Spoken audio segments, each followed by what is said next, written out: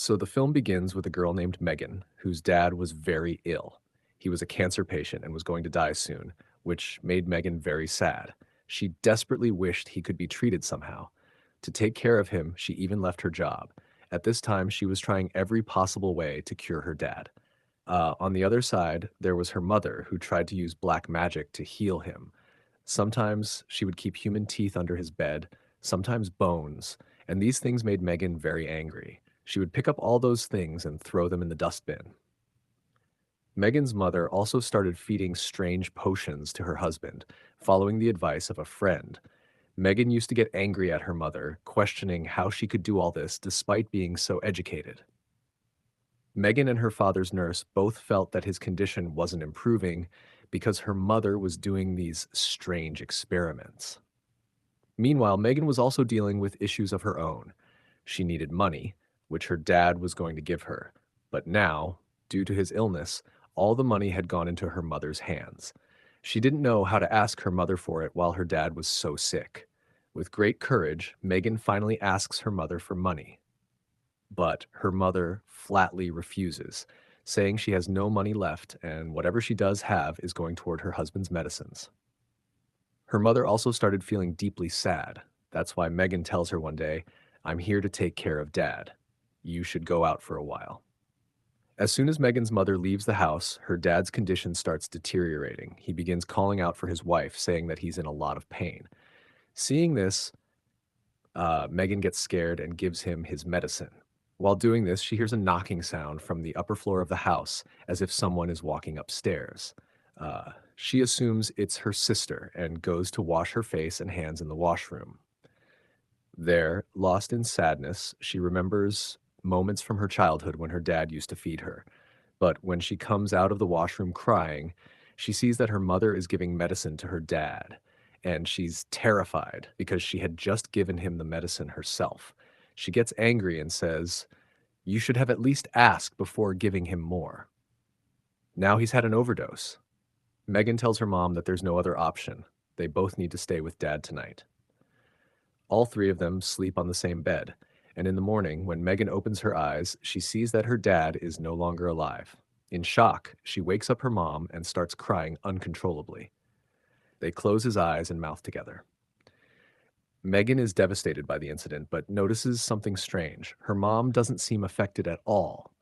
She begins to wonder whether her mother ever really loved her father. Now, Megan is worried because she has to handle her father's funeral. When she goes to talk to her mother about it, she sees her mom going upstairs the moment she notices Megan approaching. Megan quietly listens in on her mother's conversation. Her mother is on the phone telling someone that her husband should come and meet her and asking them to come quickly. Megan rushes in and asks, "Who were you talking to? Was that the ambulance? Have you made any arrangements for Dad's funeral?" But instead of answering, her mother casually starts making coffee and tells Megan to play some music. This completely confuses Megan.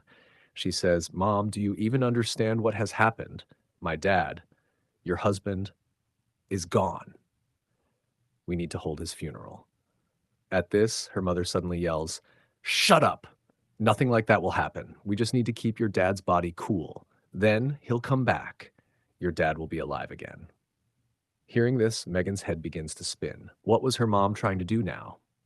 Megan thought her mom had gone crazy, but then her mother told her, "I know a man who brings dead people back to life."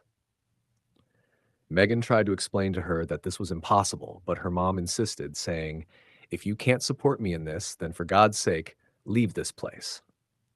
Now, Megan also stepped outside and started crying. Suddenly, she got a call from her dad. Her dad appeared to be sitting right next to her. He told her, "Whatever your mom is doing is right. You should support her. If you don't let her try, you'll end up looking like the bad one to her." Megan started to understand what he meant. She went back inside and asked her mom what needed to be done. She agreed to help because her dad had told her, "Look, when I'm no longer here, your mom will realize that all of this is pointless and she'll never believe in it again." Barbara, Megan's mom, now looked relieved that Megan was supporting her. She told Megan, "First, we need to empty the hall. Not a single item should be left here." After clearing the hall, they covered all the windows of the house so that no light could enter. While covering the windows, Megan went to cover a mirror and saw a shadow in it. She quickly turned around, but no one was behind her. When she looked back into the mirror, the shadows had increased. She switched on the light, but again, there was nothing. Scared, she covered all the mirrors with cloth, just as her mother had instructed. After that, Barbara gave Megan a special kind of suit to wear. Megan put it on, and then they waited for the man her mother had talked about. Hours passed. When he didn't show up, Megan lost her patience and yelled at her mom, saying, "I think all of this is fake." Hearing this, Barbara also got angry. "You should leave. You don't want your dad to be alive. You're just here to interfere and stop me," she shouted. As the two were arguing, suddenly the man appeared inside the house. Megan had no idea where he came from or how he got in. As soon as he entered, he stared at Megan with strange eyes, then turned to Barbara and said, "First, burn all your husband's belongings, especially the things he loved." Following his instructions, Barbara started burning her husband's belongings. Megan didn't like this at all. Among the items was a picture of Megan and her dad. She pleaded with her mom not to burn it, but Barbara threw it into the fire anyway, saying, "These are just things. If your dad comes back, what value do they hold?" After burning everything, Barbara and Megan returned inside. The man asked Barbara for a bag. Megan didn't know what was in it. Barbara quickly handed it over, and Megan saw that it was full of money. To her horror, the man burned the money. Megan was furious. She needed that money, but her mother had burned it all as part of this ritual. This was her dad's entire life savings, destroyed in a minute.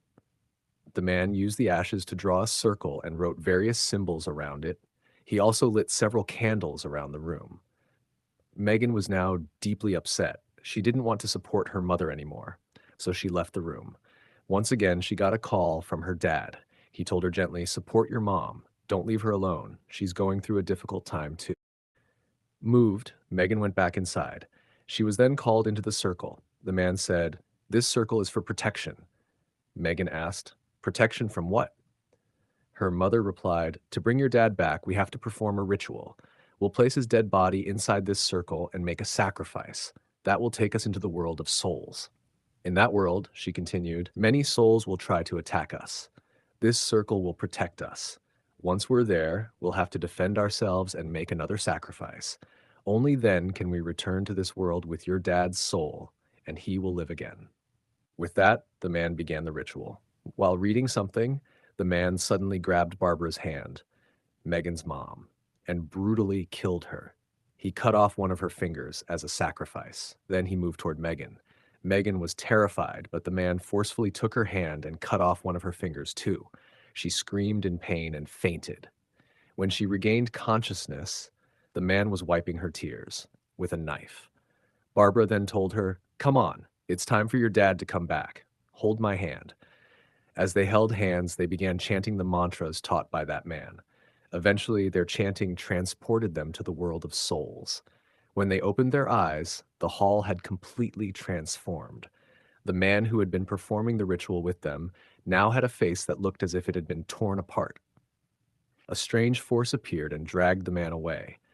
Megan wanted to help him, but her mother warned, "Don't step outside the circle or we'll be trapped here forever." Megan remembered she also had to protect her dad's body, but when she looked around, it wasn't in the circle. She panicked. She soon realized that the souls had taken her dad's body, and one soul had even possessed it. Now, the souls wanted to attack both Barbara and Megan and consume them too. But Barbara and Megan didn't know this yet. All they wanted was to bring the body back inside the circle. To distract the soul near her husband's body, Barbara cut one of her fingers and let the blood flow. She tried to lure the soul by calling it toward her. This soul was, in fact, her husband. Megan saw that the soul had possessed his body and wanted to bring that body back inside the circle, but the soul couldn't cross into it. While trying to pull her husband into the circle, Barbara accidentally stepped 1 foot outside. The souls immediately grabbed her and dragged her out, putting her life in danger. Seeing this, Megan was terrified and broke down crying. She cried out for her mom, for her dad, for anyone to help, but no one came. The souls killed her mother, and blood began seeping into the circle from outside. Megan kept crying as the horrific laughter of souls echoed around her. Through her tears, Megan remembered what her mother had said. To return to the human world, one more sacrifice had to be made. Realizing this, she picked up a nearby knife and cut off another one of her fingers. The pain was unbearable, but it worked. She returned to the human world, or so she thought. Her sacrifice had seemingly gone in vain. She didn't understand what was happening. The laughter of the souls still echoed around her. She was terrified. Then she realized the floor she was sitting on was made of wood. Using the knife, she began breaking the floor. As she looked below, she saw light from the human world. She broke through and descended. But what she saw was shocking. This was the human world. Yes, but it was the world of her memories, a world from which it was nearly impossible to escape. Overwhelmed, she fainted. When she regained consciousness, she was once again on the same floor, inside the same circle. Now, in front of her on the other side of the circle, sat her mother. Only now she had become a demon. Seeing this, Megan broke down completely. "Come," she said, "eat me." She stepped out of the circle and walked toward her mother. Just then, a strong light hit her eyes. When she opened them, she saw that she was her mother. She had returned to the real world, but the third and final sacrifice had been her own life. In the end, she came back alone, and the story ends there. Moral of the story: Megan and her mother, Barbara, show how grief can consume reason. In their desperate attempt to bring back Megan's father, they lose themselves, Barbara to obsession and Megan to sacrifice. The story warns that refusing to accept death can destroy the living and trap them in a cycle of pain.